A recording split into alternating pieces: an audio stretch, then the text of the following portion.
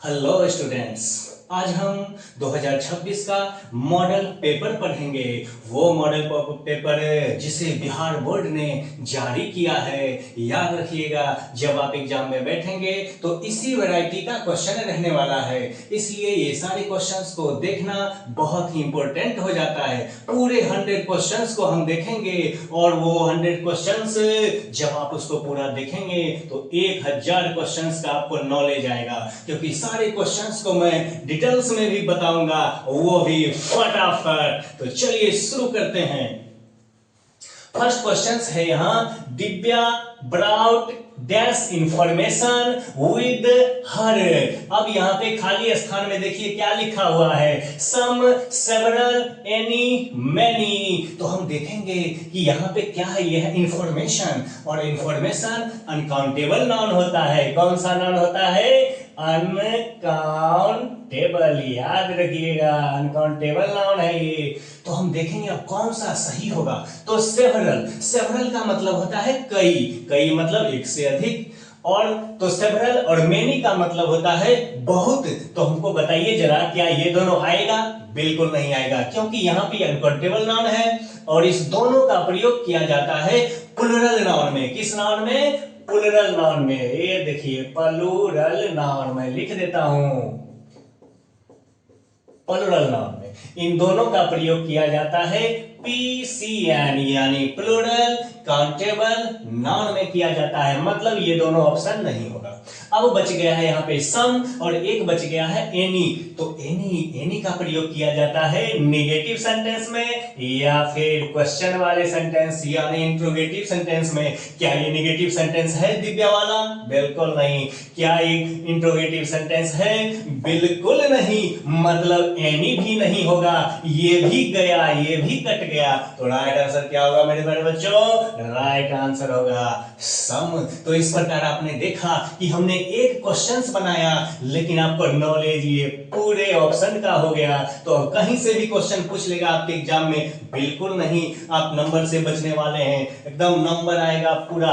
अब देखिए, children often have their way dash throwing tantrum। अब by throwing tantrum, by throwing tantrum का मतलब होता है नखरे दिखाकर अपना मनमानी कर लेना। बात समझ पा रहे हैं ना?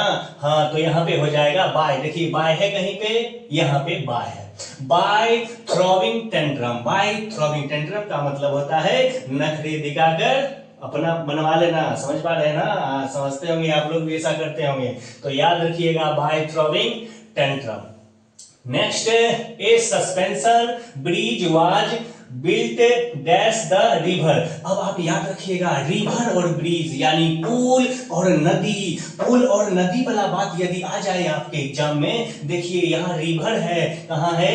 रिवर। ये सस्पेंशन ब्रिज है ना, तो ये आ गया आपका रिवर और ये आ गया ब्रिज। तो ब्रिज और रिवर वाला बात हो तो आपके माइंड में दो दो मॉडल दो प्रीपोजिशन आना चाहिए। कौन कौन सा प्रीपोजिशन? तो एक अक्रॉस आना चाहिए और दूसरा ओवर। हम देखते हैं ऑप्शन में अक्रॉस या ओवर में से कुछ है क्या?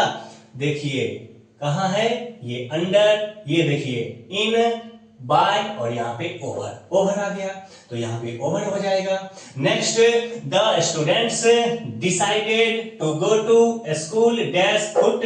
अब फुट, फुट से पहले जब लग जाता है ऑन तो हो जाता है ऑन फुट, और ऑन फुट का मतलब होता है पैदल चलना। तो यहाँ पे हम ऑन फुट कर देंगे। और इस ऑन फुट तो यहाँ क्वेश्चन दिया हुआ है, लेकिन मैं इसके अलावा भी बताऊंगा ऑन कहाँ कहाँ इंपॉर्टेंट है, जहां से एग्जाम में कई बार पूछा है। एक याद रखिएगा, on live, on live. On live का मतलब होता है छुट्टी पर, और एक डिपेंड, डिपेंड समझते हैं ना, निर्भर करना। डिपेंड के बाद भी ऑन का प्रयोग किया जाता है, तो ये दोनों भी याद रखिएगा, ये भी इंपॉर्टेंट है। नेक्स्ट है, I dash return before sunset to avoid dark alleys. ये देखिए, टू अवॉइड डार्क एलीज का मतलब होता है अंधेरी गली से बचना। यानी यहाँ कहा जा रहा है कि मैं सनसेट यानी सूर्य अस्त होगा उससे पहले ही वापस आ जाऊंगा, क्योंकि अंधेरा रास्ता उस्ता होगा ना। तो आई के साथ जरा बताइए यहाँ पे क्या लगेगा? ये तो बहुत हल्का क्वेश्चन है ना, सेल लग जाएगा, shall. Shabnam has dash MBA from Harvard. अब MBA है, MBA को जब हम लिखेंगे तो कैसे लिखेंगे, ये देखिए मैं लिख कर बताता हूं। ये हो गया आपको M, और ये हो गया B, और ये हो गया A, ये हो गया A, ऐसे लिख लेंगे। और जो हमारा फर्स्ट अक्षर होगा उसको हम ऐसे देखेंगे कि वोवेल है कि कॉन्सोनेंट है। तो देखिए पहला सिलेबल क्या है यहाँ पे A, मतलब ये वोवेल साउंड है। और वोवेल साउंड के साथ बताइए क्या लगता है, क्या A लगेगा वोवेल साउंड से? बिल्कुल नहीं, यहाँ पे लग जाएगा N। He exclaimed with relief that his father had returned safe from the battle day। अब इसको बोल रहा है डायरेक्ट स्पीच करने के लिए। क्या बोल रहा है, बोल रहा है यहाँ पे डायरेक्ट स्पीच करने के लिए। इनडायरेक्ट में दिया है और डायरेक्ट में। अब आपको परेशान नहीं होना ऐसे क्वेश्चंस को देख के, घबराना नहीं है। आराम से देखेंगे कि इस क्वेश्चन में वर्ब क्या है और वर्ब से ही हम काम कर देंगे। तो देखिए वर्ब है यहाँ पे हैड। वर्ब क्या है, अगर वर्ब से जब नहीं बनेगा क्वेश्चन तब फिर हम दूसरी चीज को देखेंगे। तो यहाँ पे हैड लिखा हुआ है तो देखेंगे हैड। अब इनडायरेक्ट स्पीच में हैड है तो हमको बताइए डायरेक्ट में क्या होना चाहिए, हैव या हैज होना चाहिए कि नहीं होना चाहिए। तो हैव हैज हम खोलेंगे। देखिए यहाँ पे हैड दिया हुआ है तो ये गलत हो जाएगा। और देखिए इसमें तो कुछ है ही नहीं। और इस क्वेश्चन में देखिए क्या हैज या हैव है क्या, इसमें मिल गया हमको हैज। ये देखिए, और इसमें भी देख लेंगे इसमें भी है क्या, इसमें नहीं। अगर इसमें भी अगर हैज रहता तो फिर हम देखते दूसरा चीज। तो यहाँ हैज है, मतलब ये क्वेश्चंस में यही हमारा राइट आंसर होगा, क्योंकि हैज जब बदलता है तो वो बन जाता है हैड। बात समझ पा रहे होंगे। नेक्स्ट है by the next year I dash French for 5 years। अब यहाँ 4-5 years दिया हुआ है। ये देखिए क्या दिया हुआ है 4-5 years। तो 4 और सिंस वाला पता ही होगा आपको। 4 और सिंस समझ लीजिए अच्छी तरह से। सिंस या 4 हो तो हम देखेंगे ऑप्शन में क्या देखेंगे। और यहाँ पे देखिए 4 सिंस तो है ही, और साथ ही यहाँ पे बाय द नेक्स्ट ईयर भी है। क्या है, बाय द नेक्स्ट ईयर। तो बाय द नेक्स्ट ईयर मतलब क्या हुआ कि अगले महीने तक। बाय बिफोर वाला आ गया यहाँ पे, बाय और बिफोर वाला आ गया। और बाय और बिफोर का प्रयोग किसमें किया जाता है, तक के अर्थ में। तो फ्यूचर परफेक्ट टेंस में, फ्यूचर परफेक्ट टेंस में। अब फटाफट आप याद कीजिए फ्यूचर परफेक्ट टेंस का क्या होता है स्ट्रक्चर। इसका स्ट्रक्चर होता है subject plus shall oblique will plus have plus V3। Object भी लिख सकते हैं। तो क्या ऐसा वाला देखिए कहीं मिल रहा है आपको, खोजिए तो। देखिए ये तो विल लर्न है, इसमें तो हैव है नहीं। इसमें हैव है लेकिन इसमें विल ही नहीं है। तो इसमें खोजिए, इसमें वुड आ गया, लेकिन देखिए इसमें सब चीज है विल हैव लर्नड। समझ में आ रहा है ना। तो इसका राइट आंसर हो जाएगा ऑप्शन बी। तो आप देख रहे हैं इस प्रकार से इसी वैरायटी का क्वेश्चन रहने वाला है और सारा क्वेश्चन आप फटाफट बना देंगे। नेक्स्ट है she dash go to market tomorrow. इस क्वेश्चन को देखिए, ये क्वेश्चन कितना सिंपल और कितना मजेदार है और ऐसा ही रहने वाला है। तो आप बड़े ही धैर्य बांध के ये सारे क्वेश्चंस को देखिए और अपने नॉलेज को डेवलप कीजिए मेरे साथ। यहाँ टुमारो है, टुमारो का मतलब क्या हुआ, टुमारो मतलब आने वाला कल। आने वाला कल मतलब भविष्य की बात हो रही है। और जब बात हो भविष्य की तो हमारे माइंड में 2 मॉडल भरवाना चाहिए, एक सेल और दूसरा विल। जरा हम ढूंढते हैं सेल विल। यहाँ पे सी लिखा हुआ है, यहाँ सब्जेक्ट क्या है, सी है, तो सी के साथ विल लगेगा। क्या कहीं पे विल है कि नहीं, ये देखिए मिल गया हमारा विल, यानी ऑप्शन सी हो जाएगा हमारा राइट आंसर। नेक्स्ट क्वेश्चन है the jury dash divided in their opinion. देखिए जूरी का मतलब होता है न्यायपीठ।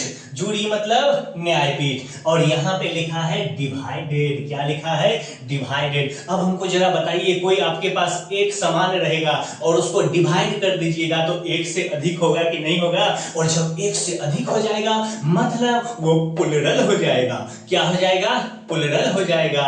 और प्लुरल हो जाएगा तो उसके साथ वर्ब भी प्लुरल लगेगा। तो प्लुरल वर्ब ढूंढिए फटाफट। ये देखिए सिंगुलर है, सिंगुलर है, सिंगुलर है, ये हो गया प्लुरल। क्या हो गया, प्लुरल। लेकिन इसी क्वेश्चन में द जोड़ी रहता और डैश के जगह पर डिवाइडेड नहीं रहता, क्या रहता, यूनिटेड। तो यूनिटेड का मतलब होता है एक मत होना, और कोई चीज जब एक रहेगा मतलब सिंगल, सिंगुलर, तब सिंगुलर वर्ब रहता। तो आप याद रखिएगा एग्जाम में कई बार यूनिटेड करके यहां पूछा है, अगर यूनिटेड दे दे तब आप लगाइएगा सिंगुलर वर्ब, और यदि डिवाइडेड दे दे तो आप लगाइएगा प्लूरल वर्ब। बात समझ पा रहे हैं ना? तो देखिए इसी प्रकार से, अच्छा इस क्वेश्चन को आप एक और तरीका से याद रख सकते हैं। एक तो मैंने आपको यूनिटेड और डिवाइडेड करके बता दिया, और दूसरा बात भी बता दूं क्या, देखिए डिवाइडेड के बाद यहाँ क्या लिखा है, देयर। अब देयर किस चीज से बनता है बताइए, दे से बनता है ना, और दे सिंगुलर की प्लूरल, बिल्कुल प्लूरल। तो दे जब प्लूरल हो गया उससे देयर बना है, तो हमें प्लूरल वर्ब लगेगा ना। तो ये दो तरीका मैंने आपको बता दिया, एक और बता दूं बोलो, बता देता हूं वो भी। अब ये जो है ये टेक्निकल तरीका है। ये कौन सा तरीका है, टेक्निकल तरीका है, मैं बता रहा हूं अभी। ये देखिए आपको कुछ नहीं पता है, जोड़ी का मतलब पता नहीं है, डिवाइडेड का मतलब पता नहीं है, चलिए इस पे भी आपका ध्यान नहीं गया। ये ऑप्शन देखिए, ऑप्शन ए में वाज है, ऑप्शन सी में इज है, ऑप्शन डी में हैज है। मतलब देखिए सब में एस एस एस है ना, मतलब ये तीनों सिंगुलर हैं, और तीन तीन थोड़ा ही ना ऑप्शन होगा एक क्वेश्चन के लिए। तो ये क्वेश्चन हमारा प्लूरल है, बाकी तीनों सिंगुलर हैं। तो इस प्रकार हमारा जो अलग रहेगा, सबसे अलग रहेगा, वही ना आंसर होगा। बात समझ पा रहे हैं ना? तो सारे क्वेश्चंस को इसी तरह फटाफट हम लोग यहाँ पे बनाने वाले हैं। आप में अगला क्वेश्चन है, they say that they dash going to travel abroad the following months. अब द फॉलोइंग मंथ से हम यहाँ पकड़ेंगे। ये देखिए the following months, the flowing month का मतलब होता है आने वाला महीना, यानी बात हो रही है भविष्य की। किसकी बात हो रही है, भविष्य की बात हो रही है। जब भविष्य की बात होगी तो क्या हैड होगा, हैड तो पास्ट है ना, तो ये नहीं होगा, ये गया, ये कट गया। इज दे के साथ इज लगता नहीं है, ये भी कट जाएगा, कट जाएगा। तो सही क्या हो जाएगा, सही हो जाएगा आर, यहाँ पे आर हो जाएगा।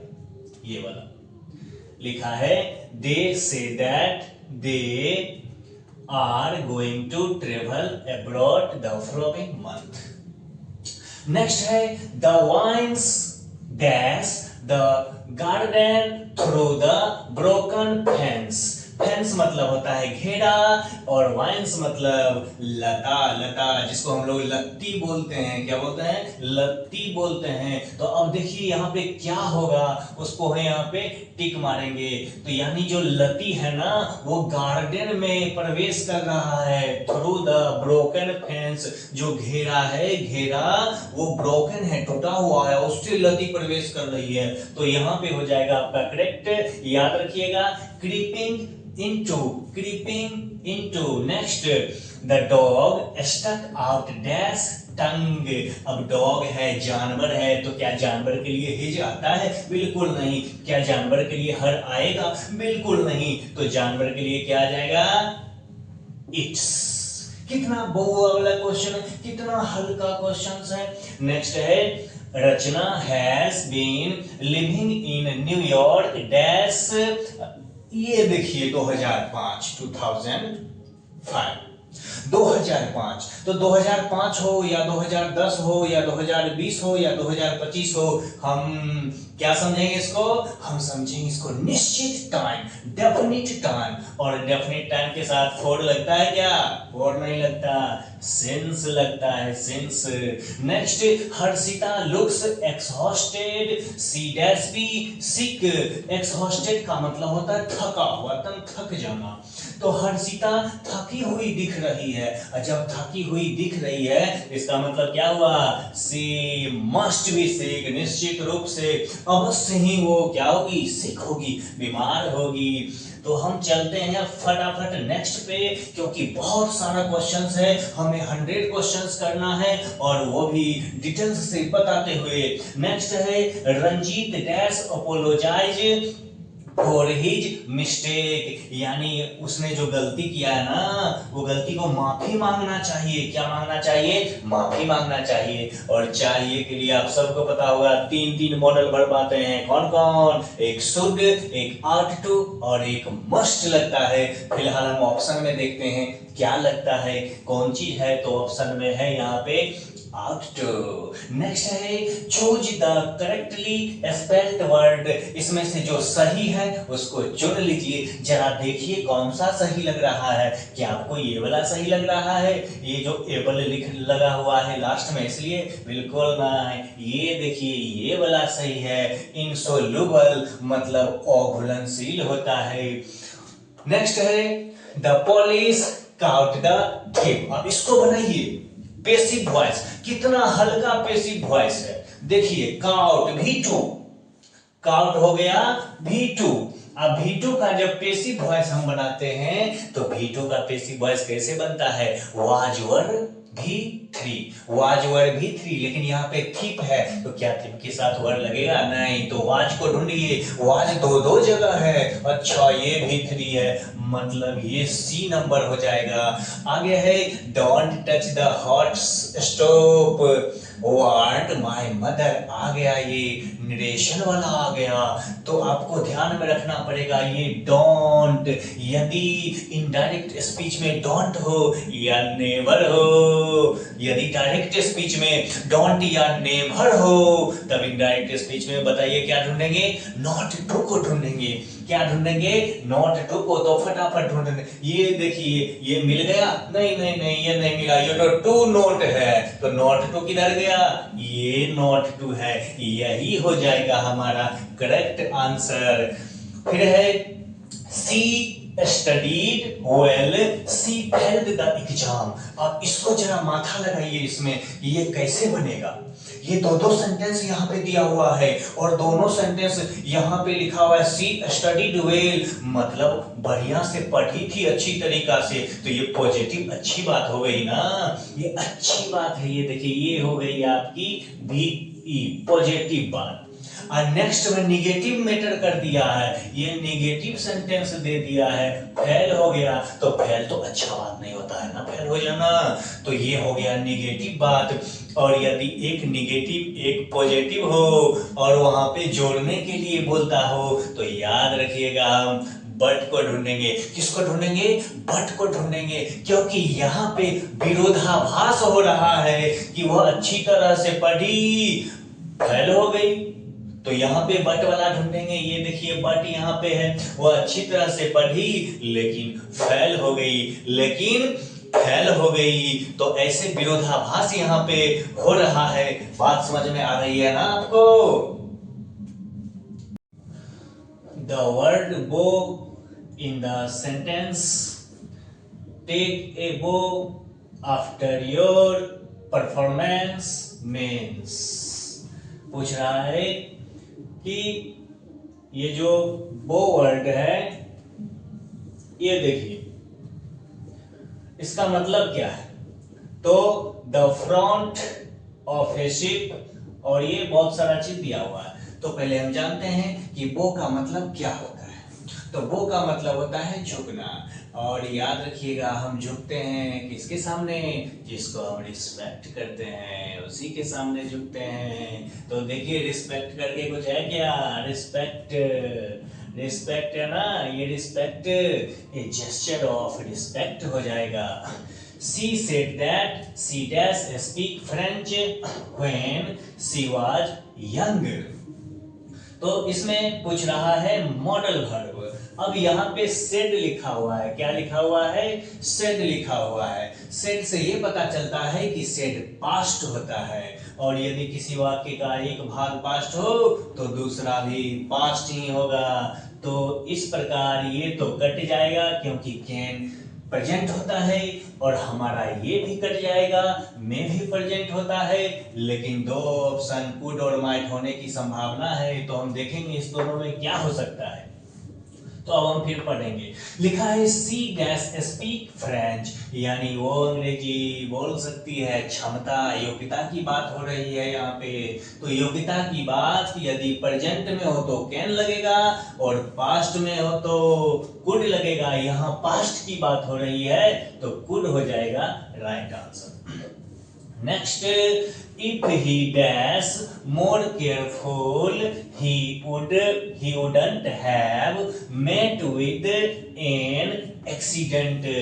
ये बहुत ही हल्का क्वेश्चन है। यहाँ पे subject plus would have plus V3 वाला स्ट्रक्चर है, तो इधर हो जाएगा subject plus had plus V3, यानी ये वाला स्ट्रक्चर हो जाएगा। ये स्ट्रक्चर देख लीजिए, ये स्ट्रक्चर है सब्जेक्ट, यहाँ पे इफ लिखा होगा, if plus subject plus had plus V3 plus object comma plus फिर से subject plus would plus have plus V3 plus object, ये वाला स्ट्रक्चर है। यदि तुम मुझे बुलाए होते तो मैं आया होता।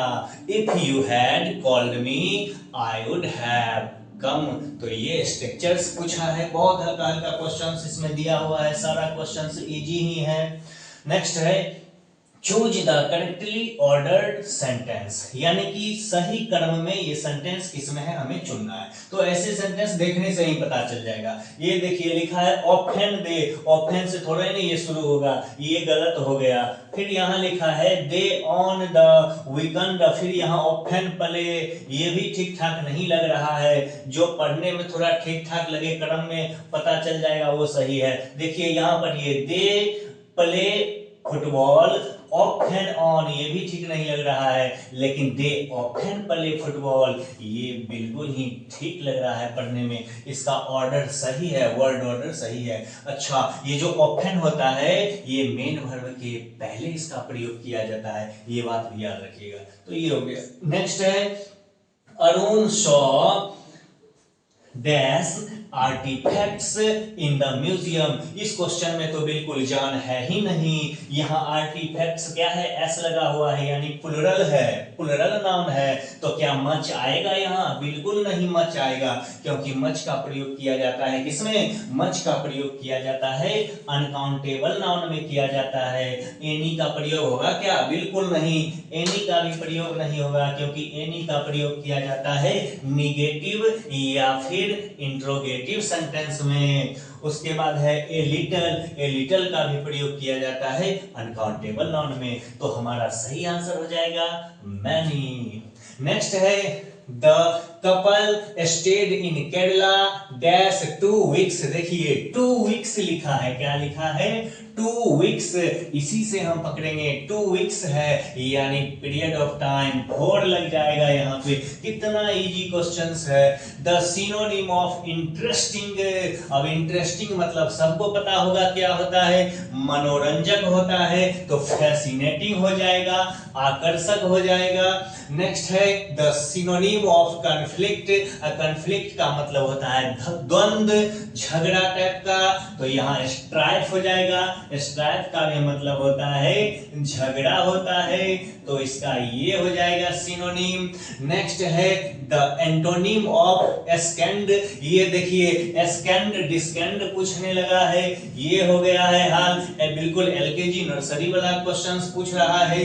The antonym of rapid, rapid का मतलब होता है तेज, तो यहाँ तेज का उल्टा पूछ रहा है, एंटोनिम पूछ रहा है, तो इसका एंटोनिम हो जाएगा स्लगिश हो जाएगा।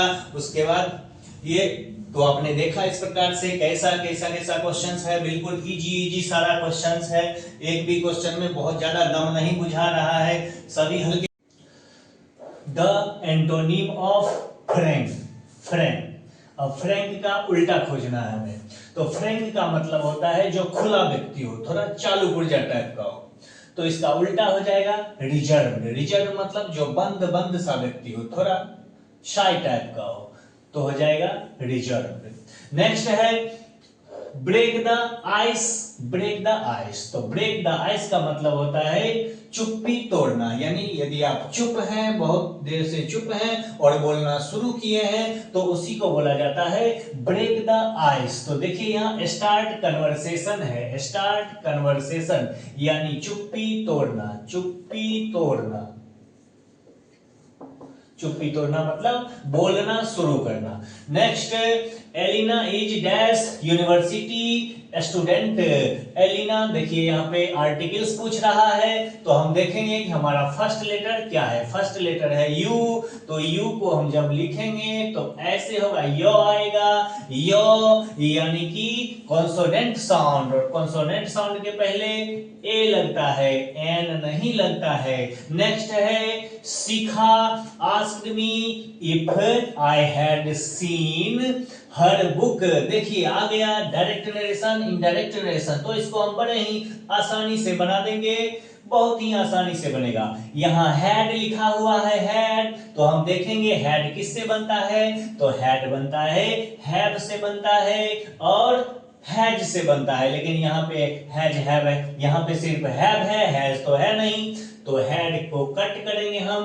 अब इन दोनों में हम देखेंगे कि कौन सा हो सकता है। इस सेंटेंस में देखिए सब्जेक्ट है, वर्ब है और ये क्या है, ऑब्जेक्ट है। जरा इसमें देखते हैं, ऑब्जेक्ट है, सब्जेक्ट हो गया, वर्ब हो गया, ऑब्जेक्ट है ही नहीं, मतलब ये भी कट हो जाएगा। देखिए लॉजिक से बनता है, कोई रूल्स, बिना रूल्स का, बिना फार्मूला का बन रहा है, तो सही कौन सा हो जाएगा, ये हो जाएगा, क्योंकि इसमें ऑब्जेक्ट भी है, माय है यहाँ पे, और माय को हम जब बदलेंगे फर्स्ट पर्सन, तो फर्स्ट पर्सन किसके हिसाब से बदलता है, फर्स्ट पर्सन बदलता है किसके हिसाब से, ऑब्जेक्ट के हिसाब से, सब्जेक्ट के हिसाब से, और सब्जेक्ट है यहाँ पे शिखा, और शिखा से यहाँ पे हर आ जाएगा। इस प्रकार हमारा करेक्ट आंसर हो जाएगा ऑप्शन सी। चलिए फटाफट नेक्स्ट क्वेश्चन की तरफ आगे हम बढ़ते हैं, क्योंकि बहुत सारा क्वेश्चन है, 100 क्वेश्चंस है और ये 100 क्वेश्चंस बहुत ज्यादा आपको मदद करने वाले हैं। नेक्स्ट है the passengers dash wait in the long 4 hours. अब बताइए लॉन्ग 4 आवर्स, ये देखिए 4 आवर्स, सिंस 4 वाला याद आ रहा है। सिंस 4 का प्रयोग किसमें किया जाता है, तो सिंस 4 का प्रयोग प्रेजेंट परफेक्ट कंटिन्यूअस या फिर पास्ट परफेक्ट कंटिन्यूअस, ये सब में किया जाता है। तो प्रेजेंट परफेक्ट कंटिन्यूअस या पास्ट परफेक्ट कंटिन्यूअस इस टाइप का कोई है, बिल्कुल है, ऑप्शन सी में है। देखिए have been waiting. Now come to the next question, फटाफट हम सारे क्वेश्चन को क्लियर करते हैं। लिखा है he said that dash to the park the previous day. देखिए यहाँ पे प्रीवियस डे, प्रीवियस डे का मतलब होता है पिछले दिन, प्रीवियस डे मतलब क्या होता है, पिछले दिन, यानी कि पिछले दिन का मतलब कि वो घटना पास्ट में हो चुका है, तो हम पास्ट वाला वर्ड खोजेंगे। पास्ट वाला ये हैज तो प्रेजेंट है, ये नहीं होगा, ये भी प्रेजेंट है, नहीं होगा, और इज भी प्रेजेंट है, नहीं होगा, तो फिर क्या होगा, हो जाएगा ये हैड, हैड हो जाएगा, क्योंकि हैड पास्ट में होता है। अच्छा फटाफट अब 2-3 वर्ड और जान लीजिए। अब इसके अलावा प्रीवियस डे के अलावा जो पास्ट रिलेटेड वर्ड है वो कान खोलकर गौर से सुन लीजिए, क्योंकि ये बहुत ही मोस्ट इंपोर्टेंट है। एक है यस्टरडे, एक है लास्ट, एक है पास्ट, एक है एगो। ये चारों बहुत अच्छी तरह से याद रख लीजिए, यहां से एग्जाम में पूछने वाला है क्वेश्चन। नेक्स्ट है I will call you dash reach home. देखिए यहाँ पे क्या बोला जा रहा है, बोला जा रहा है आई विल कॉल यू, मैं तुम्हें कॉल करूंगा। कब कॉल करूंगा, जब मैं घर पहुंच जाऊंगा, तो जब यहाँ पे व्हेन हो जाएगा, जब। नेक्स्ट क्वेश्चन है चूज द करेक्ट सेंटेंस। ये चारों सेंटेंस दिया हुआ है, इसमें से 3 सेंटेंस गलत है और 1 सेंटेंस सही है, तो हम देखेंगे बड़े ही आसानी से बनेगा ऐसा क्वेश्चन। घबराना बिल्कुल नहीं है, एकदम से कूल हो जाइए और देखिए मेरे साथ बनाइए। यहाँ क्या लिखा है, लायन है, लाइन सिंगुलर है, यहाँ आर दिया, ये गलत हो जाएगा, आर नहीं होगा। अगर यहाँ लाइन्स रहता, बहुत सारे सिर रहते, तब ये आर हो जाता। चलिए आगे बढ़ते हैं और देखते हैं कहां पे क्या गलती मिलता है। यहां पे लिखा है द लायन रोड V2 है, ये होने की संभावना है, ये आंसर हो सकता है, लेकिन हम आगे भी देख लेते हैं क्या और भी कोई होने की संभावना है।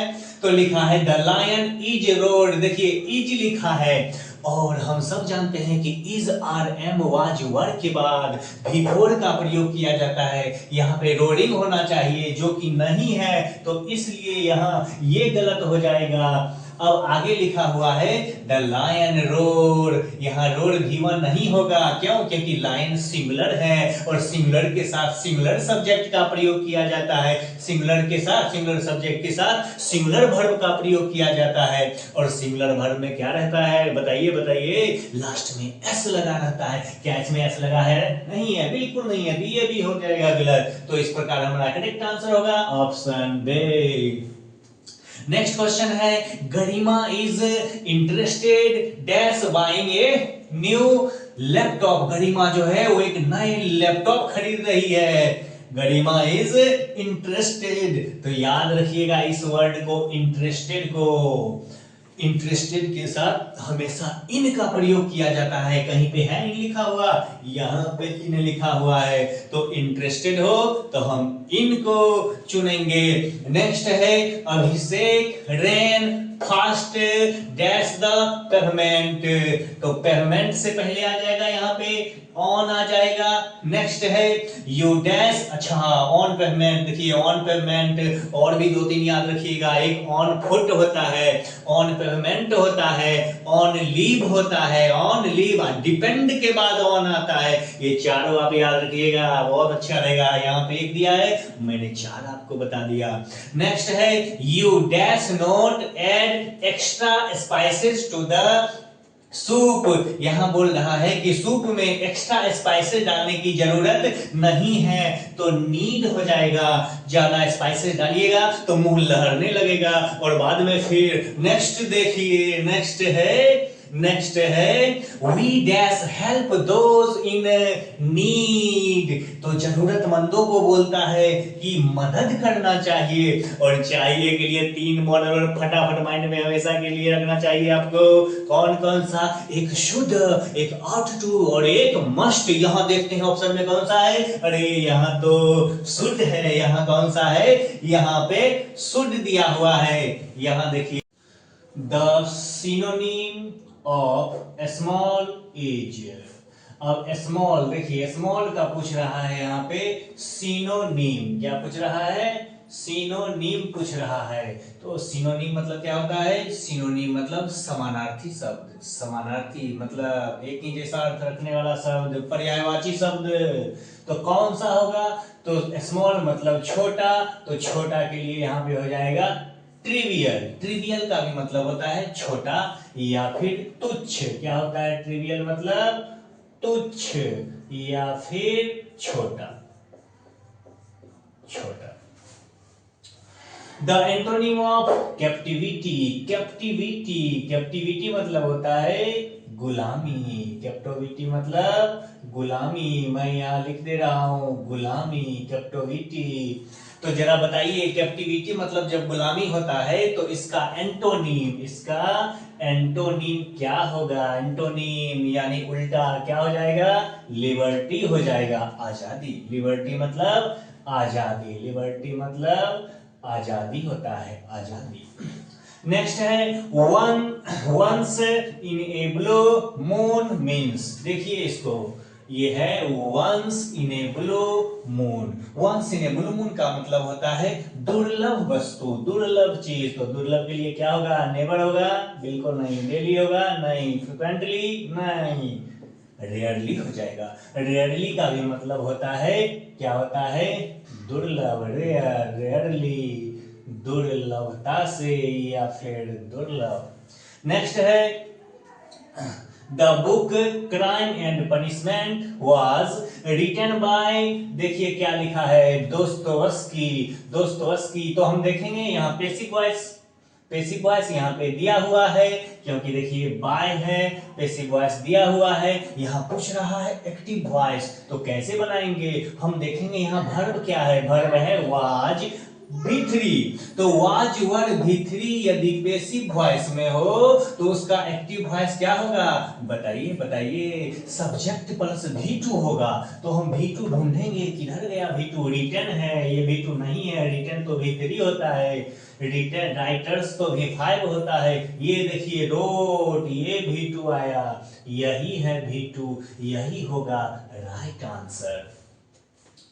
नेक्स्ट है 47 number, the board will announce the result tomorrow. अब देखिए कितना आसान है इसको बनाना, ये वॉइस है, पैसिव वॉइस पूछ रहा है और कितना आसान है। विल दिया हुआ है, विल यानी मॉडल वर्ब, और यदि एक्टिव वॉइस में मॉडल वर्ब हो, मॉडल वर्ब समझते हैं ना कौन कौन, can could, may might, shell should, will would, must और आउट, ये सब मॉडल वर्ब हैं। तो एक्टिव वॉइस में जब मॉडल वर्ब हो तब उसका पैसिव वॉइस मॉडल वर्ब के बाद बी भी थ्री हो जाता है। तो हम देखते हैं बी भी थ्री किसमें है, ये देखिए बी भी थ्री, यही हमारा करेक्ट आंसर हो जाएगा।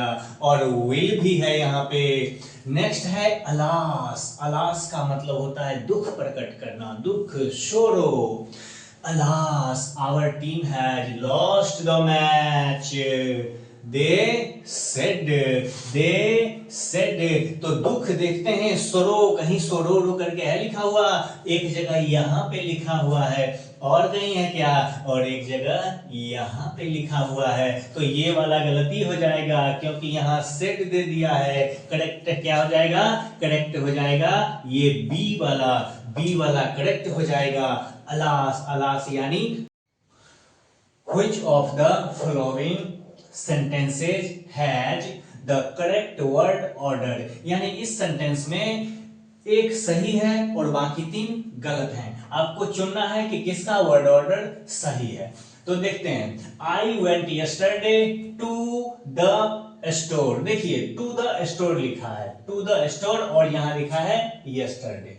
टू द स्टोर मतलब जगह की बात हो रही है, जगह यानी प्लेस। तो मैं आपको एक फॉर्मूला दे देता हूं, किस चीज का फॉर्मूला, तो देखिए पीटी, याद रखिएगा इसको, पीटी यानी पहले प्लेस आएगा और बाद में आएगा टाइम। तो यहाँ पे देखिए टाइम, यस्टरडे टाइम है कि नहीं है, यस्टरडे पहले आ गया, और जगह है, स्टोर के बारे में कहा जा रहा है तो स्टोर आ गया बाद में, इसलिए ये हो जाएगा गलत ये। और यहाँ तो टू से शुरू हुआ तो बिल्कुल गलत हो जाएगा, ये वेंट वर्ब से शुरू किया तो ये गलत हो जाएगा। अब इसको देखने की भी जरूरत नहीं है, ऐसे ही सही कर देंगे क्योंकि तीन तो गलत हो चुका है। फिर भी देख लेते हैं, अरे यस्टरडे ये तो टाइम है, मैंने आपको बताया टाइम बाद में आएगा, टाइम पहले आ गया, तो क्या ये भी गलत है, बिल्कुल नहीं। एक और रूल्स है इसमें, यदि आप टाइम को पहले लिख देते हैं तो कोमा लगाने की प्रथा, बच्चों कोमा लगाने की। Next, politician seldom talk sense dash television, dash television. तो याद रखिएगा ऑन टेलीविजन होता है, क्या होता है, ऑन टेलीविजन हो जाएगा। नेक्स्ट है Ananya hid her toys dash the table, यानी जो अनन्या है ना वो टेबल के नीचे अपना क्या करके रखी है, छिपा के रखी है टॉयज को। तो याद रखिएगा जो टेबल है उसमें चार पांव हैं, और यदि कोई वस्तु कम से कम दो बगल से घेरा हुआ हो तो उसमें अंडर लग जाता है। क्या लग जाता है, अंडर लग जाता है। किधर गया अंडर, खोजिए, यहाँ ये देखिए अंडर मिल गया। नेक्स्ट है, याद रहेगा ना ये कंसेप्ट, बिल्कुल। नेक्स्ट है the online English class was scheduled 10 AM। अब याद रखिएगा ऑनलाइन क्लास हो या फिर ऑफलाइन क्लास हो, क्लास का निश्चित टाइम होता है और निश्चित टाइम में एट लगता है। ये क्वेश्चन इतना इंपॉर्टेंट है कि इसको आप देख लीजिएगा अच्छी तरह से, ये लगभग हर साल पूछता है। Next, one dash not spit in public place, यानी पब्लिक प्लेस में किसी को स्पीट नहीं करना चाहिए, थूकना नहीं चाहिए। स्पीट मतलब थूकना, स्पीट मतलब क्या होता है, थूकना होता है। तो देखिए चाहिए गया ना, चाहिए, तो जैसे ही चाहिए वाला बात हो तो आपके माइंड में आ गया होगा तीन बात, कौन कौन, एक शुड, एक मस्ट और तो यहाँ क्या है, यहाँ मस्ट है तो मस्ट को टिक करेंगे। नेक्स्ट है द सिनोनिम ऑफ अबंडेंस। अब अबंडेंस, ये देखिए, ये अबंडेंस का मतलब होता है प्रचुर मात्रा में। क्या होता है, प्रचुर मात्रा में होता है। तो हम देखेंगे कि और कोई है यहाँ पे जिसका मतलब प्रचुर मात्रा में होता है, तो यहाँ प्लेंटी है, प्लेंटी का भी मतलब होता है प्रचुर मात्रा में। चलिए आगे, नेक्स्ट है choose the correctly spelled word. Choose the correctly spelled word, choose the correctly spelled word में यहाँ पे लिखा है ओकेजन। ये सब ओकेजन है, लेकिन स्पेलिंग किसी का सही है किसी का गलत है। तो देखिए, आप देखेंगे तो आपको पता चल जाएगा। मुझे तो लग रहा है कि ये वाला सही है, OCCASION, OCCASI, ओकेजन मतलब क्या होता है, अवसर, अवसर होता है। नेक्स्ट है watch the movie watched bye Akshara. Watch the movie, अच्छा ये देखिए, ये पैसिव वॉइस में दिया हुआ है और एक्टिव पूछ रहा है, तो यहाँ पे क्या है, वॉच है और ये क्या है, B3 है, यानी वाजवर्ड V3, वाजवर्ड V3। जब एक्टिव वॉइस हो V2, जब एक्टिव वॉइस हो V2, तो इसमें V2 कौन कौन है, यहाँ V2 एक डिड और एक है ये डिड और एक ये डिड। अच्छा, मतलब समझ लीजिए, यदि एक्टिव वॉइस में डिड हो, तब यदि एक्टिव वॉइस डिड से शुरू हो तब पैसिव वॉइस वाजवर्ड से शुरू होगा। लेकिन यहाँ दो दो डिड है, यहाँ तो दो दो डिड है, तो इसमें हम देखेंगे कि कौन सा सही कौन सा गलत है। इसमें लिखा है, देखिए क्या लिखा है, did Akshara watch the movie. Watch क्या है, V1 है, वर्ब का फर्स्ट फॉर्म, और यहाँ पे जो वॉच है ये V2 कर दिया। और दो बात याद रखिए, डू, डज और डिड, तीनों डू डज डिड के साथ हमेशा V1 लगता है, पता ही नहीं होगा, मैंने कई बार बताया है, ये यानी ये हो जाएगा आपका राइट आंसर।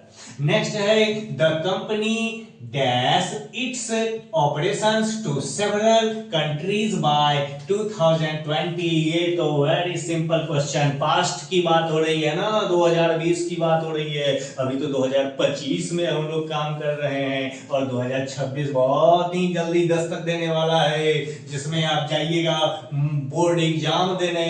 तो यहाँ फिलहाल हमें पास्ट की बात हो रही है, तो जो वर्ब हम चुनेंगे वो पास्ट का होना चाहिए। तो हमें जरा बताइए, पास्ट वाला इसमें कौन है, क्या इज पास्ट है, बिल्कुल नहीं, हैज पास्ट है, बिल्कुल नहीं, और ना ही एक्सपेंड है, तो पास्ट है यहाँ पे हैड, ये आपका करेक्ट आंसर हो जाएगा। नेक्स्ट है My brother along with his friend dash going to the concert। देखिए ये क्वेश्चन बहुत हल्का है, यहाँ पे आपको along with को समझना पड़ेगा। तीन वर्ड मैं बोल रहा हूं, आप अच्छी तरह से सुनिए। एक with, WITH, with, जिसको आप with बोलते होंगे, मैं उसको with बोलता हूं। तो एक हो गया with, एक हो गया along with और एक हो गया together with। इन तीनों, ये तीनों से अगर कोई दो सब्जेक्ट जुड़ा हो तब पहले वाले सब्जेक्ट के अनुसार वर्ब का प्रयोग किया जाता है। तो पहला वाला सब्जेक्ट क्या है, माय ब्रदर है, माय ब्रदर सिंगुलर की प्लूरल, सिंगुलर है, प्लूरल रहता तो ब्रदर्स हो जाता, और सब्जेक्ट है सिंगुलर तो वर्ब भी लगेगा सिंगुलर। और सिंगुलर वर्ब की पहचान रहती है कि उसके अंत में एस लगा रहता है। अच्छा, यदि आपको ये पता ना हो कि ये along with वाला बात आपको पता ना हो कि along with के साथ पहले वाले सब्जेक्ट के अनुसार लगता है, तो भी आप इसको बना सकते हैं कॉमन सेंस से। देखिए ऑप्शन को देखिए, ऑप्शन है इज, वर, हैव और आर, यानी ये तीनों, वर हो गया, हैव हो गया और आर हो गया, ये तो तीनों प्लूरल हैं। तीन तीन थोड़ा ही ना आंसर होगा, तो जो अलग है वही ना होगा, इज, समझते हैं ना। अब है पॉलिटिक्स डैश ए ट्रिकी सब्जेक्ट, पॉलिटिक्स हो गया, पॉलिटिक्स हो या मैथमेटिक्स हो एस लगा रहेगा, लेकिन सिंगुलर होता है ये, या फिर आपको फिजिक्स हो, ये सारे इनके साथ कौन सा आएगा वर्ब, इनके साथ हमेशा सिंगुलर वर्ब का प्रयोग किया जाता है। कौन सा वर्ब का प्रयोग किया जाता है, सिंगुलर वर्ब का प्रयोग किया जाता है। She went to work dash she was feeling unwell. देखिए इस क्वेश्चन को लिखा है सी वेंट टू वर्क, वह काम करने के लिए गई। सी वाज फीलिंग वेल, वह अस्वस्थ थी। अब यहां पे लिखा हुआ है बिकॉज ऑल्दो सो एंड। अब आपको जो अच्छा लगता है उसको आप टिक मार सकते हैं। तो बिकॉज का मतलब होता है क्योंकि। सी वेंट टू वर्क, वह काम करने के लिए गई क्योंकि वह अस्वस्थ थी। अब कोई अस्वस्थ रहेगा तो थोड़े ही काम करने के लिए जाएगा, तो ये तो बिल्कुल लग रहा है एकदम से बेकार है। और ये देखिए सो, वह काम करने के लिए गई इसलिए वह अस्वस्थ थी, इसलिए वह अस्वस्थ, ये भी ठीक नहीं लग रहा है। इसको देखते हैं यहां पर, वह काम करने के लिए गई थी हालांकि वह अस्वस्थ थी। ये अच्छा लग रहा है, वह काम करने के लिए गई थी हालांकि अस्वस्थ थी, यानी अस्वस्थ थी फिर भी काम करने के लिए चली गई थी। तो राइट आंसर ऑप्शन बी हो जाएगा यहाँ पे। नेक्स्ट है in sweetest love I do not go to which nature event does the poem compare his return. अब आपको पता ही होगा कि जॉन डन अपनी जर्नी की कंपेयर किससे करते हैं, तो सन से करते हैं। देखिए कहीं सन लिखा हुआ है क्या, ये देखिए यहाँ पे सन लिखा हुआ है, यानी ऑप्शन सी हो जाएगा राइट आंसर। नेक्स्ट है what according to Mahatma Gandhi is the true test of a civilization, यानी सिविलाइजेशन का मतलब क्या हुआ महात्मा गांधी के अनुसार। तो लिखा है मिलिट्री स्ट्रेंथ, बिल्कुल नहीं, मिलिट्री की कोई चर्चा नहीं करते हैं इस चैप्टर में वो। नेक्स्ट है it's economic power, economic power का भी चर्चा नहीं करते हैं, बल्कि वो तो बोलते हैं माइंड को रिस्ट्रिक्ट करने के लिए। कहते हैं Gandhi ji mind is a restless word, the more it gets the more it wants and still remains unsatisfied. तो कैसे बोल सकते हैं पैसे के बारे में ये। नेक्स्ट देखिए ऑप्शन नंबर सी है it's moral and spiritual progress. बिल्कुल गांधी जी चाहते हैं कि अपने देश का मॉरल प्रोग्रेस हो, स्पिरिचुअल प्रोग्रेस हो, क्योंकि वो स्पिरिचुअल लीडर थे ही। तो आपने समझ गया होगा, और मैंने पूरा व्याख्या भी इसका कर दिया ताकि और भी ज्यादा कोई क्वेश्चन इधर उधर से पूछे तो आपसे बन जाए। नेक्स्ट है in Bharat is my home doctor Zakir Hussain compares the nation to. इस क्वेश्चन को तो आप बना सकते हैं, भारत इज माय होम जो अपने देश की तुलना किस चीज से करते हैं, तो कहते हैं पूरा भारत मेरा घर है। ऑप्शन सी हो जाएगा, पूरे भारत मेरा क्या है, घर है, और इसके जो लोग हैं वो हमारे फैमिली मेंबर हैं, ऐसा डॉक्टर जाकिर हुसैन साहब कहते हैं। Next what central idea does Walt Whitman express in the poem song of myself. Song of myself में सेंट्रल आइडिया क्या है, किस चीज के बारे में वे कहते हैं। तो देखिए लिखा है द इंपोर्टेंस ऑफ वेल्थ, नहीं इंपोर्टेंट ऑफ वेल्थ के बारे में बिल्कुल नहीं कहते हैं। लिखा है the unity of all human being of nature, हाँ यही होगा, वो भाईचारा के बारे में बोलते हैं, वैश्विक भाईचारा के बारे में बोलते हैं। तो राइट आंसर हो जाएगा option B. Who is Nanu Kaka in the story a pinch of snuff. Pinch of snuff में जो नानू काका है वो कौन है, तो देखिए ऑप्शन में लिखा है द नरेटर्स अंकल। बिल्कुल सही, नरेटर के अंकल हैं। कौन से अंकल हैं, तो मैटरनल अंकल हैं। Option A the line nurses, nurses आ गया, नर्सेज फ्लावर, मतलब छोटे छोटे बच्चे भी अब नहीं जिंदा रहेंगे, हमारे जो पूर्वज थे वो तो जा चुके हैं, बच्चे भी नहीं बचेंगे, मतलब now the leaves are falling fast का होगा। देखिए ऑप्शन में नहीं है क्या, ऑप्शन सी में है, now the leaves are falling fast. Next when was I have a dream delivered, यानी आई हैव ए ड्रीम भाषण जो कि Martin Luther King Junior ji, आपको पता होगा मार्टिन लूथर किंग जूनियर को ब्लैक गांधी के नाम से जाना जाता है, और ये इन्होंने जो भाषण दिया था वो कहां दिया था, तो लिंकन मेमोरियल वाशिंगटन डीसी में दिया था। कहां दिया था, Lincoln memorial Washington DC. Which of the following ideas is not mentioned by Bertrand Russell in the essay ideas that have help Mankind. यानी ये क्वेश्चन में कह रहा है कि बर्ट्रैंड रसेल साहब ने जो लिखा था ideas that have help Mankind, उसमें कौन सा ऐसा एक बात है जिसे उन्होंने मेंशन नहीं किया था, तो हम फटाफट देख लेते हैं। लिखा है the taming of domestic animal, उन्होंने ये बात तो बिल्कुल बोला था। उसके बाद है द इन्वेंशन ऑफ एग्रीकल्चर, जी हाँ इसका भी जिक्र है उसमें। द आर्ट ऑफ राइटिंग, ये भी है, यही तो है last step art of writing, जो चाइना में नहीं उठाया गया। लेकिन देखिए आपका सही आंसर होगा द आर्ट ऑफ वार, इसका कोई जिक्र नहीं किया है उन्होंने। तो इसमें पूछ रहा है कि कौन ऐसा चीज है जिसको मेंशन नहीं किया है, तो द आर्ट ऑफ वार को बर्ट्रैंड रसेल ने बिल्कुल भी मेंशन नहीं किया। बर्ट्रैंड रसेल, जी हाँ, जब हम बोलते हैं बर्ट्रैंड रसेल तो उनके बारे में नोबेल अवार्ड जरूर याद रखिएगा। नोबेल अवार्ड 1985 में उनको लिटरेचर के क्षेत्र में मिला था, पता है ना, बहुत इंपॉर्टेंट है ये। मैरिज एंड मॉरल्स और why I am not Christian, ये दोनों बुक याद रखिएगा इनके बारे में। और ये ब्रिटिश मैथमेटिशियन और ब्रिटिश फिलोसोफर थे, ये भी याद रखिएगा। और फिर देखिएगा जब परीक्षा में बैठिएगा तो कैसे यहीं से क्वेश्चन आता है, जितना बात मैंने बोला ना बस यही बात वहां पे छपा रहेगा क्वेश्चन में। आगे चलिए, which of the following is not an image of autumn describes in the poem Ode to Autumn। अब Ode to Autumn में कौन सा ऐसा बात है जिसे जॉन कीट्स ने नहीं कहा था, तो जरा देख लेते हैं।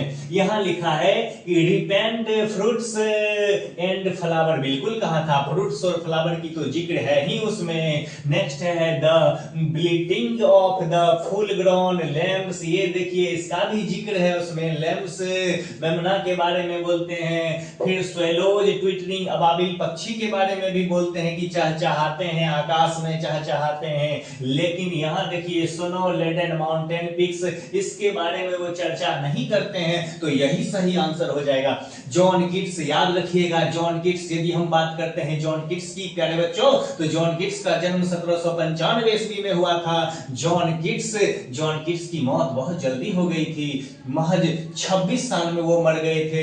लेकिन 26 साल में उन्होंने इतना काम करके दिखाया कि आज भी उनका पोएम हम पढ़ते हैं। जॉन कीट्स को बॉक्सिंग और क्रिकेट का बहुत ज्यादा शौक था, शौकीन थे, और वो जो मरे थे ना वो भी याद रखिएगा ट्यूबरकुलोसिस से मर गए थे। किससे मरे थे? ट्यूबरकुलोसिस से मरे थे। इनका दो किताब याद रखिएगा, लामिया एंड हाइपेरियन। कौन सा? लामिया एंड हाइपेरियन को याद रखना है, लामिया एंड हाइपेरियन भूलना नहीं है, याद रखिएगा John Keats.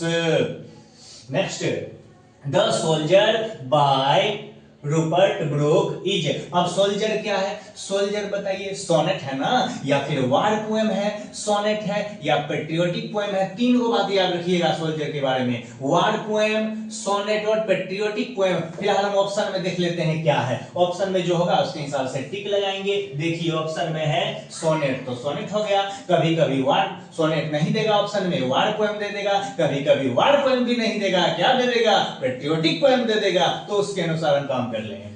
Where did Sibi live? Sibi कहाँ रहता था? तो सिब्बी हार्बर टाउन में रहता था। एक छोटा सा शहर था हार्बर टाउन, जो बहुत ही इतना छोटा था कि 20 मिनट में ही कोई व्यक्ति इस पार से उस पार तक जा सकता था। तो देखिए ऑप्शन में कहाँ पे है हार्बर टाउन, है कि नहीं है कहीं पे? कहाँ गया सिब्बी वाला क्वेश्चन? ये Where did Sibby, harbour town, harbour town. यहाँ ऑप्शन में नहीं लिखा हुआ है, कोई बात नहीं, हार्बर टाउन आप लिख लीजिए यहाँ पे, harbour town, harbour town. Harbour town में रहते थे और छोटा सा शहर था हार्बर टाउन, पता है ना सिंधी? हाँ। Next, what according to Pearl Asbuck was the most important thing for understanding India? अब देखिए यहाँ पे पर्ल एसबक जो है उसके अनुसार वो जो इंडिया में आई थी तो किस चीज को अंडरस्टैंड करने के लिए आई थी, जरा इस बात को हमें जानना है। तो याद रखिएगा पर्ल एसबक, जी हाँ पर्ल एसबक दो प्रकार के लोगों को देखने के लिए आई थी इंडिया। कौन कौन? एक जो युवा इंटेलेक्चुअल्स है जो सिटी में रहते हैं, और दूसरा किसान जो गांव में रहते हैं, उनकी स्थिति को जानने के लिए आए थे। फिलहाल हम देखते हैं कि ये बात ऑप्शन में है या नहीं है। तो है रीडिंग इंडियन लिटरेचर, बिल्कुल इंडियन लिटरेचर रीडिंग करने के लिए नहीं आई थी। लर्निंग इंडियन लैंग्वेज, ये भी गलत बात है। फिर है मीटिंग कॉमन इंडियन पीपल, ये हो सकता है कॉमन इंडियन पीपल हो जाएगा। Clear? Okay. Which of the following is not one of the four dialects of Old English? देखिए ओल्ड इंग्लिश के 4 डायलेक्ट के बारे में कहा गया है। तो ओल्ड इंग्लिश की जैसे ही हम चर्चा करेंगे, जैसे ही हमारे माइंड में ओल्ड इंग्लिश आएगा, तो सबसे पहले हम सोचेंगे 449 ईस्वी से 1066 ईस्वी, 449 to 1066। और जब 1066 सोच ही लेंगे तो जरा हम नॉर्मन कंक्वेस्ट के बारे में ही सोच लेंगे। और जब नॉर्मन कंक्वेस्ट के बारे में सोच ही लेंगे, हम ये भी सोच लेंगे कि नॉर्मन कंक्वेस्ट कौन से देश से आए थे, तो फ्रांस से आए थे। याद रखिएगा। फिलहाल देखते हैं ये क्वेश्चन क्या पूछ रहा है। ये क्वेश्चन पूछ रहा है 4 डायलेक्ट कौन इसमें से नहीं है, तो याद रखिएगा नॉर्थम्ब्रियन, मर्सियन, वेस्ट सेक्सन और कैंटिस। नॉर्थम्ब्रियन, मर्सियन, वेस्ट सेक्सन और कैंटिस। नॉर्थम्ब्रियन, मर्सियन, वेस्ट सेक्सन और कैंटिस। याद हो गया ना? फटाफट ऐसे ही जाओगे वहां, रगड़ दोगे पकड़ के, देखिए एग्जाम में सब बन जाएगा। तो नॉर्थम्ब्रियन, मर्सियन, वेस्ट सेक्सन, कैंटिस। देखते हैं चार में से जो नहीं होगा उसको हटा देंगे। तो कैंटिस है यहाँ पे, वेस्ट सेक्सन भी है, ये देखिए ये मर्सियन भी है, लेकिन ये नहीं है तो इसको हम टिक लगाएंगे। अच्छा, एक बात और याद रखिएगा इसके बारे में, ओल्ड इंग्लिश को डार्क एज के नाम से जाना जाता है, लेकिन ओल्ड इंग्लिश का जो सबसे गोल्डन पीरियड है वो किंग अल्फ्रेड का पीरियड है। आगे चलते हैं। Next, which event in 1476 helped standardized modern English spelling? देखिए मॉडर्न इंग्लिश स्पेलिंग को कौन सा चीज ने स्टैंडर्ड बना दिया था? तो यहाँ पे कहीं लिखा हुआ प्रिंटिंग प्रेस के बारे में, देखते हैं कहीं है क्या? ये देखिए प्रिंटिंग प्रेस। और प्रिंटिंग प्रेस किसने प्रिंटिंग प्रेस की आविष्कार किया था? तो विलियम कैक्सटन ने किया था। किसने किया था? विलियम कैक्सटन ने किया था। कितने ईस्वी में किया था? तो 1476 ईस्वी में किया था। कहां किया था? तो वेस्टमिनिस्टर अबे में किया था। इतना इंफॉर्मेशन याद रखिएगा, फटाफट बनेगा एग्जाम में, देख लीजिएगा। अच्छा, जब बात हो गई है यहाँ पे मॉडर्न इंग्लिश है, मॉडर्न इंग्लिश, जब बात हो गई थोड़ा मिडिल इंग्लिश के बारे में चर्चा करते हैं। मिडिल इंग्लिश जो है, मिडिल इंग्लिश में आप 2 बात याद रखिएगा। एक तो 1476 ईस्वी में किस चीज का आविष्कार हुआ? तो प्रिंटिंग प्रेस का। और दूसरा ग्रेट वोवेल शिफ्ट का भी नाम नहीं भूलना है। ग्रेट वोवेल शिफ्ट को ही लॉन्ग वोवेल शिफ्ट के नाम से भी जाना जाता है, तो बिल्कुल भी नहीं भूलना। मैं सारा इंपॉर्टेंट इंफॉर्मेशन अब फटाफट मैं आपको दे दूंगा। और ऐसा ही अभी तो मैं फिलहाल यहाँ पे आपको मॉडल पेपर बता रहा हूँ 2026 का, और ये बताने के बाद मेरा क्लास जारी रहेगा। मेरा एक क्लास आप करके देखिए, फिर आपको महसूस आएगा कि इंग्लिश में कितना आपको नॉलेज आ गया है। अब फिर परीक्षा को एकदम गर्दा उड़ा देना है। आगे चलिए। नेक्स्ट है द वर्ड बाजार was borrowed by English from which of the following language? यानी ये जो बाजार शब्द है ना, ये बाजार शब्द कौन सा भाषा से लिया गया है? तो ये पर्शियन भाषा से लिया गया है। Who among the following was university wit? University wit इसमें से कौन है ऐसा बोला जा रहा है? तो याद रखिएगा, देखते हैं ऑप्शन। विलियम कंग्रीव बिल्कुल नहीं है, ये टी.एस. एलियट भी नहीं है, विलियम शेक्सपियर भी नहीं है। ये नहीं कि विलियम शेक्सपियर का नाम थोड़ा बड़ा नाम है तो सोच लेंगे कि यूनिवर्सिटी विट से, बिल्कुल नहीं थे वो। तो थे कौन? ये देखिए मार्लो, इनका पूरा नाम है क्रिस्टोफर मार्लो। तो ये जो थे क्रिस्टोफर मार्लो साहब, ये यूनिवर्सिटी विट थे, ये थे university. The origin of English novel is traced back to the dash century। यानी कि इस क्वेश्चन में कह रहा है कि इंग्लिश नॉवेल का जो ओरिजिन था ये कब ट्रेस्ड किया गया। तो कब ट्रेस्ड किया गया? तो याद रखिएगा इसको, ये 18th सेंचुरी में ट्रेस्ड किया गया, 18वीं शताब्दी में किया गया। In the poem Snake, the voice of the poet's education on spotting a snake told him to। यानी कि स्नेक चैप्टर में जो पोएट हैं उनके मन में सांप के प्रति कौन सा विचार आ रहा है? तो देखिए कौन सा विचार आ रहा है। विचार आ रहा है कि सांप को वो मार दे, सांप को मार दे। और अंततः एक लाठी भी वो चला देते हैं सांप पे। कौन सा लाठी चलाते हैं? तो क्लमसी लॉग। याद रखिएगा, क्लमसी लॉग, एक बेढंगे टाइप का, भद्दे टाइप का एक लॉग रहता है, लाठी रहता है, उसको वो चला देते हैं। Next, how does Gandhi view the western idea of progress, यानी कि वेस्टर्न आइडिया ऑफ प्रोग्रेस, जो वेस्टर्न, जो पश्चिमी सभ्यता है, पश्चिमी के लोगों का जो प्रोग्रेस है, उसको गांधी जी कैसे देखते हैं? तो देखिए कैसे देखते हैं, उसको डेंजरस, बड़े ही खतरनाक देखते हैं और मटेरियलिस्टिक, भौतिकतावाद के रूप में देखते हैं। तो ऑप्शन ए हो जाएगा करेक्ट आंसर, क्योंकि गांधी जी खुद स्पिरिचुअल लीडर हैं, स्पिरिचुअल आध्यात्मिक लीडर हैं। याद रखिएगा, गांधी जी का एक ऑटोबायोग्राफी है जिसका नाम है माय एक्सपेरिमेंट विद ट्रूथ, और गांधी जी जिस पत्रिका में लिखते थे उसका नाम है यंग इंडिया। तो आपको यंग इंडिया और माय एक्सपेरिमेंट विद ट्रूथ दोनों याद रखना पड़ेगा इनके बारे में। What does Dr. Zakir Hussain emphasize as essential for national progress? अब डॉक्टर जाकिर हुसैन साहब जो हैं, ये नेशनल प्रोग्रेस के लिए, देश की तरक्की के लिए, राष्ट्र की तरक्की के लिए कौन सा बात ये बोलते हैं? तो देखिए, ये बोलते हैं कि हार्ड वर्क करो एंड कोऑपरेशन, और एक दूसरे का सहयोग करो। क्या बोलते हैं? Hard work and cooperation. याद रखिएगा, डॉक्टर जाकिर हुसैन का जन्म हैदराबाद में हुआ था, और ये बिहार के गवर्नर बने थे। ये भी मोस्ट इंपोर्टेंट लाइन है, कई बार एग्जाम में रिपीट किया है। बिहार के गवर्नर बने थे और भारत के राष्ट्रपति बने थे डॉक्टर जाकिर हुसैन।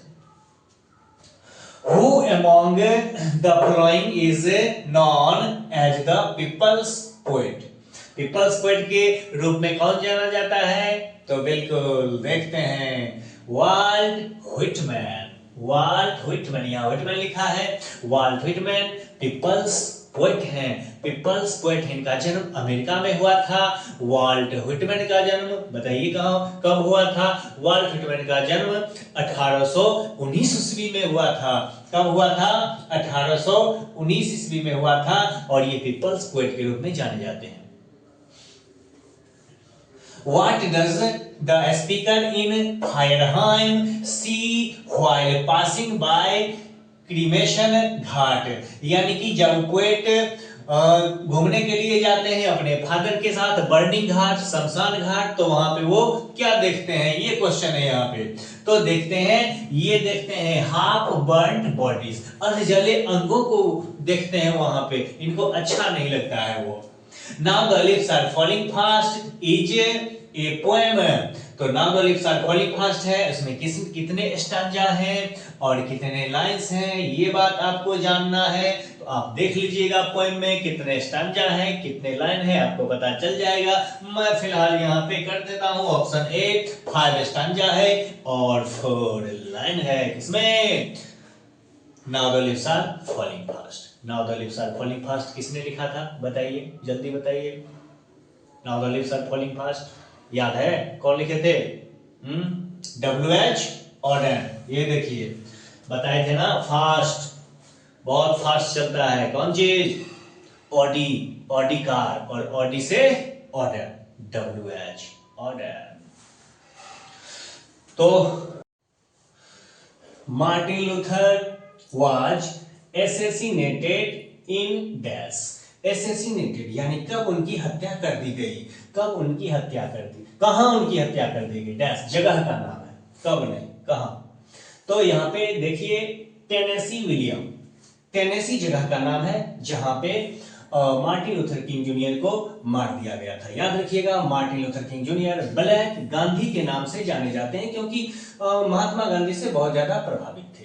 अच्छा, तो यहाँ पे टेनेसी जगह का नाम है, लेकिन आपके एग्जाम में कभी कभी वो डेट भी पूछ लेता है कि इनको कब मारा गया। तो याद रखिएगा, 4 अप्रैल, मैं यहाँ पे लिख देता हूं, 4 अप्रैल 4 अप्रैल 1968 ईस्वी, इसको आपको नहीं भूलना है। 4 अप्रैल 1968 को इनको जिस जगह पे मारा गया उस जगह का नाम है टेनेसी। क्लियर? तो ये डेट भी याद रखना पड़ेगा आपको। The lion, the tribe that worshipped lions and crocodiles died out, while those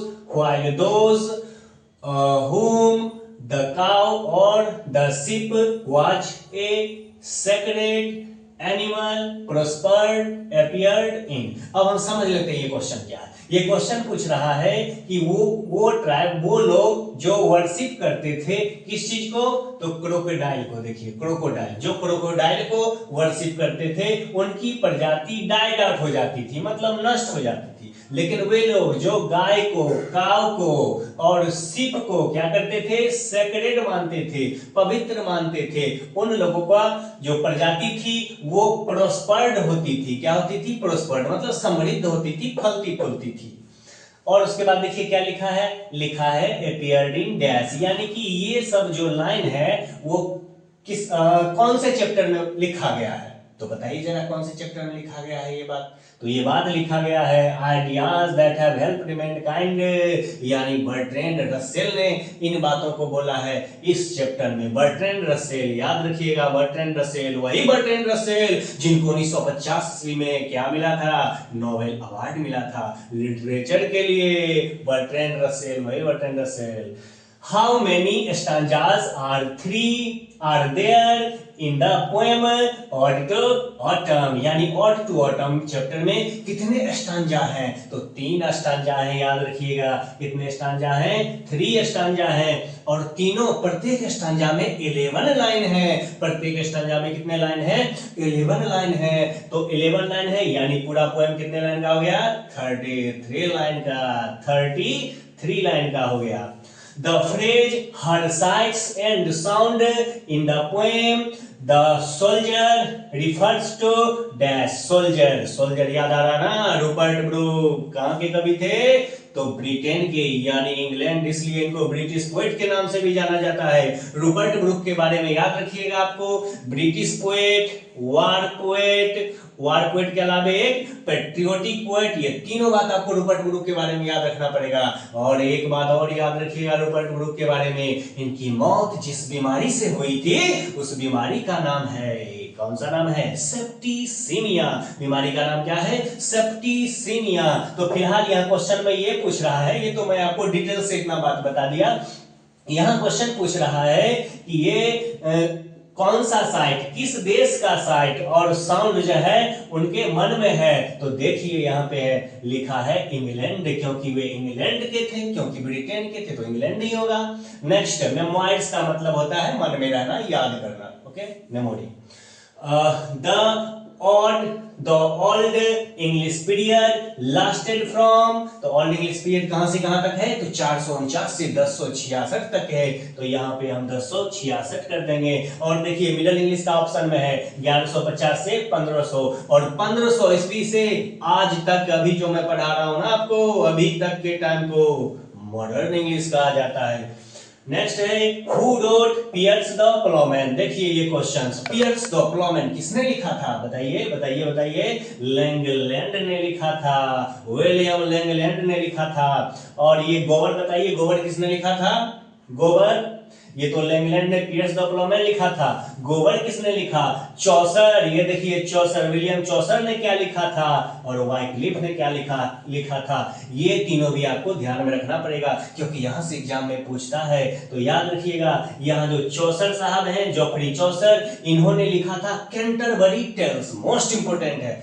कौन सा, कैंटरबरी टेल्स। वाइक्लिफ ने लिखा बाइबल, वाइक्लिफ ने क्या लिखा, बाइबल लिखा, बाइबल। और गोबर का याद रखिए मेडिटेंटिस, मैं बोल रहा हूं अच्छा सुनिए, मेडिटेंटिस, वोक्स क्लेमेंटिस और कन्फेसियो अमेंटिस। मेडिटेंटिस, वोक्स क्लेमेंटिस, कन्फेसियो अमेंटिस।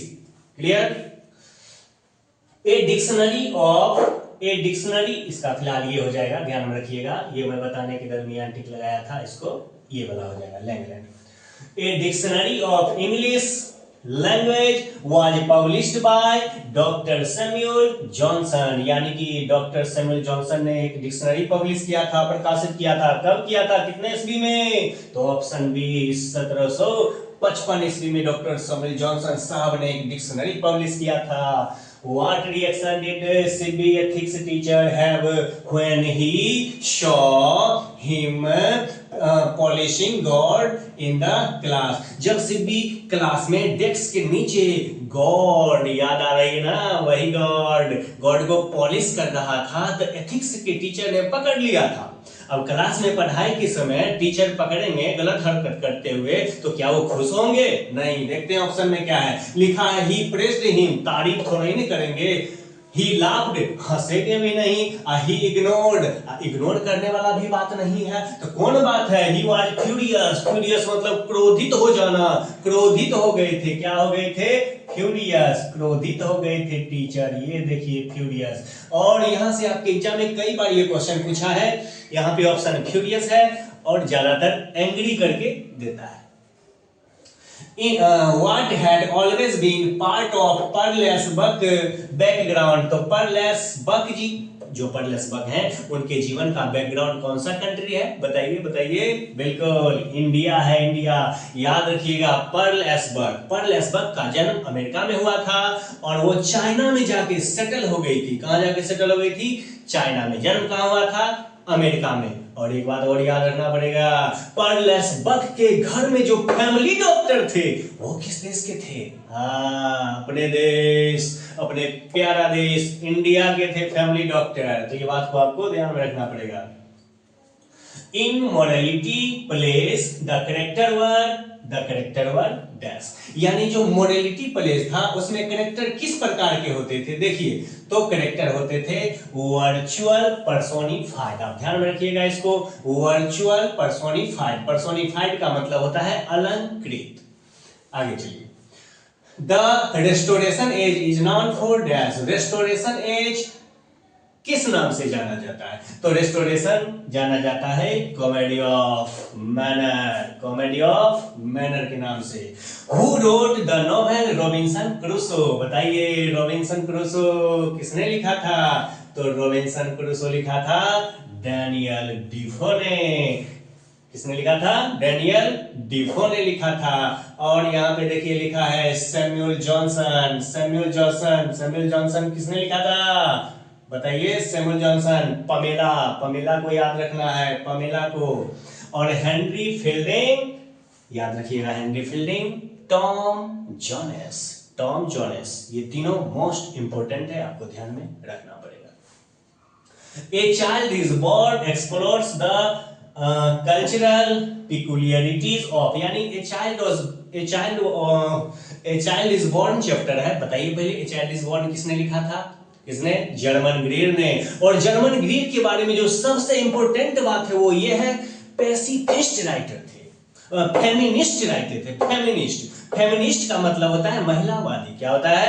महिलावादी थी वो। लेकिन फिलहाल इसमें क्या पूछ रहा है, हम क्वेश्चन देख लेते हैं ऑप्शन में क्या है। तो ऑप्शन में है कि इंडियन एंड चाइनीज। क्या इंडिया के बारे में वो बोल रही थी? चाइनीज के कल्चर के बारे में बोल रही थी? बिल्कुल नहीं। स्वीडिश और अफ्रीकन के बारे में बोल रही थी? नहीं। बोल रही थी क्या अमेरिका और इंडिया के बारे में बोल रही थी? बिल्कुल नहीं बोल रही थी। ये option C, the east and west, यानी ईस्ट कंट्री में, अपने कंट्री में जो एशिया महादेश है ना उसमें, और वेस्ट कंट्री का में जो सांस्कृतिक विविधता है उसके बारे में बता रही है इस चैप्टर में। German greed, German greed. In a marriage proposal what is the main cause of quarrel between Lomov and Natalia? देखिए, लोमोव और नतालिया के बीच जो झगड़ा हुआ था इसका मेन कारण क्या था? तो दो बार झगड़ा हुआ था डियर स्टूडेंट्स। एक बार झगड़ा हुआ था जमीन को लेकर, यानी ऑक्समिडो को लेकर, ऑक्समिडो। और सेकंड टाइम लड़ाई हुआ था कुत्ता को लेकर। कुत्ता याद आ रहा है ना? गेस और लीफ को लेकर हुआ था, गेस और लीफ को लेकर। तो यहाँ पे फिलहाल हम ऑप्शन में देखते हैं क्या है। क्या डॉग वाला बात है या फिर जमीन का मालिक टाइप का कुछ होगा ऑप्शन में? तो यहाँ पे है ऑप्शन में क्या है, ये देखिए लैंड वाला बात है, लैंड ऑनरशिप डिस्प्यूट। तो लैंड यानी वो ऑक्समिडो। और यहां से कई बार आपके एग्जाम में क्या किया है, लैंड ओनरशिप डिस्प्यूट करके नहीं पूछा है, ऑक्समिडो करके पूछा है, ऑक्समिडो। तो दोनों बात मैं आपको टोटल बात बता दिया हूं, जैसा ऑप्शन देगा वैसा आपको वहां टिक लगा देना है। तो आपने देखा कि मैं आपको कैसे मॉडल पेपर 2026 पूरा इसका आंसर भी बताया है और डिटेल्स एक्सप्लेनेशन भी किया है। तो ये बहुत ही इंपॉर्टेंट टॉपिक था, आपको जानना जरूरी था। तो मैंने अपना काम कर दिया, अब आपको भी अपना काम करना है, भूलना नहीं है, बिल्कुल भी भूलना नहीं है। मेरे मुन्ने भूल न जाना, तू अपना फर्ज निभाना। समझ गए ना? तो चलता हूं, बाय बाय।